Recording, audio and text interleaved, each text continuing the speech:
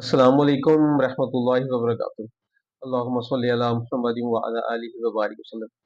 मेरे दोस्तों, मेरे अजीजों, मेरे नबी अलैहिस्सलाम का इरशाद आली शान है। आप सलाम के इरशाद का मफहूम है कि हर फर्ज नमाज के बाद दुआ कबूल होती है। हाँ, अल्लाह हमें इसका यकीन नसीब फरमा दे। हर फर्ज नमाज के बाद दुआ कबूल होती है। हाँ, और फरमाया कि मुसाफिर की दुआ भी कबूल होती है। जो मुसाफिर है और सफर में जा रहा है, अल्लाह उसकी भी दुआ कबूल फरमाते हैं। और फिर फरमाया कि मजलूम की दुआ अल्लाह कबूल फरमाते हैं। मेरे नबी का इरशाद है कि मजलूम की दुआ अल्लाह कबूल फरमाते हैं। फिर फरमाया कि बीमार के पास जाकर बीमार से दुआ करवाया करो। बीमार अल्लाह की रहमत के करीब होता है, तो बीमार की दुआएं बहुत ज्यादा कबूल होती हैं।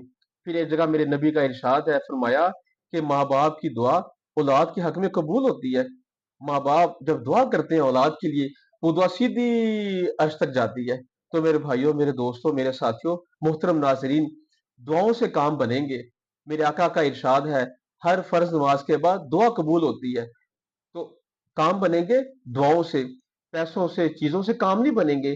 काम अल्लाह बनाता है, और काम बनेंगे दुआओं से। इतने आज हालात और वाकयात हमारे सामने हैं। जो दुआओं में लगेगा, जो अल्लाह से मांगने में लगेगा, अल्लाह उसके काम बनाएंगे। जब भी वक़्त मिले, फुर्सत मिले, बस दुआ में लग जाएँ।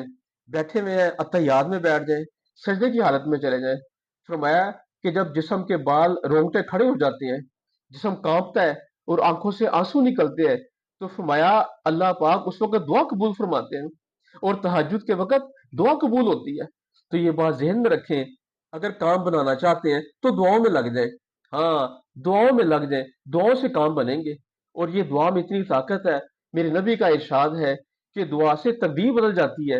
हाँ, जो लोग दुआओं में लगे रहते हैं, दुआ का मफहूम क्या है कि अल्लाह से मांगना।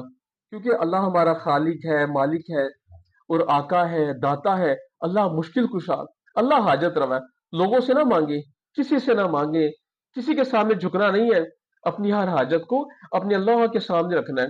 एक बुजुर्ग फरमा रहे थे कि जब कोई परेशानी आए, तकलीफ आए, मुसीबत आए, और ये शख्स इस तकलीफ, परेशानी, मुसीबत को 3 दिन तक किसी के सामने जाहिर ना करे, सिर्फ अपने अल्लाह से कहे कि "ऐ अल्लाह, मुझे ये मसला दरपेश है, ऐ अल्लाह तू मेरी मदद फरमा।" किसी से ना कहे, किसी से कभी ना कहे। तो अल्लाह पाक इतने गयूर है, अता करने वाले हैं।